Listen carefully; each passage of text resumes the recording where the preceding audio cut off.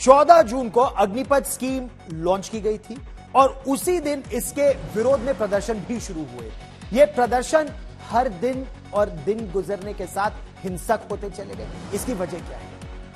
आप ये सोच रहे होंगे कि उस समय हिंसा हुई, आज भारत बंद है, लेकिन भारत बंद में हिंसा क्यों नहीं हुई?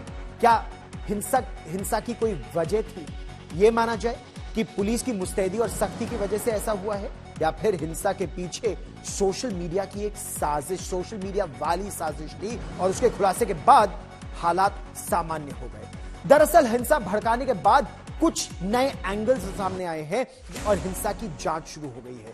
इसमें यह पाया गया कि देश में 35 ऐसे व्हाट्सएप ग्रुप्स बनाए गए थे जिनकी वजह से अग्निपथ स्कीम का विरोध प्रदर्शन हिंसक होता चला गया। क्यों? आरोप यह लग रहा है इन व्हाट्सएप ग्रुप्स में यह बताया गया हिंसा कैसे करनी है। झूठ, भड़काऊ पोस्ट, इन सब को फैलाया गया और इससे युवा भड़क गए। इन व्हाट्सएप ग्रुप्स को अब बैन कर दिया गया है।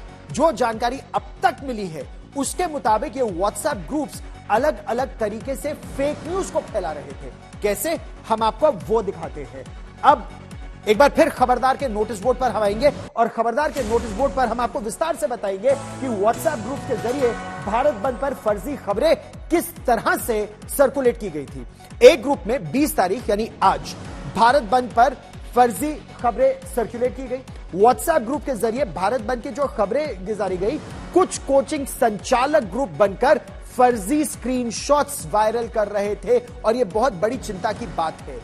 इससे युवकों को भड़काया जा रहा था। एक व्हाट्सएप ग्रुप जिसका नाम विरोध टीओडी यानी TOD tour of duty group था, इसने यह कहा कि प्रदर्शन के लिए किस तरह से लोगों को उकसाया। विरोधी टीओडी भर्ती 18 ग्रुप, फिर आर्मी नाम के एक दूसरे ग्रुप में नकली नाम वाले लोगों ने गलत जानकारियां शेयर की।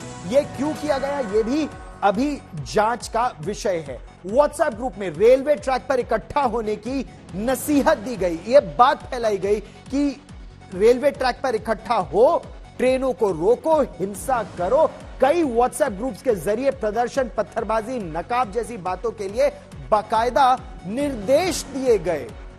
कौन है इस साजिश के पीछे? क्या केवल कोचिंग सेंटर के जुड़े कुछ लोग, या फिर इसकी एक और बात है? यह महत्वपूर्ण है जानना।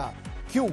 सवाल यह है कि अगर सोशल मीडिया के आह्वान के बाद बंद लगभग नाकाम हो रहा है, तो क्या यह माना जाए कि अग्निपथ को लेकर युवाओं को जो विरोध है वो खत्म हो गया है?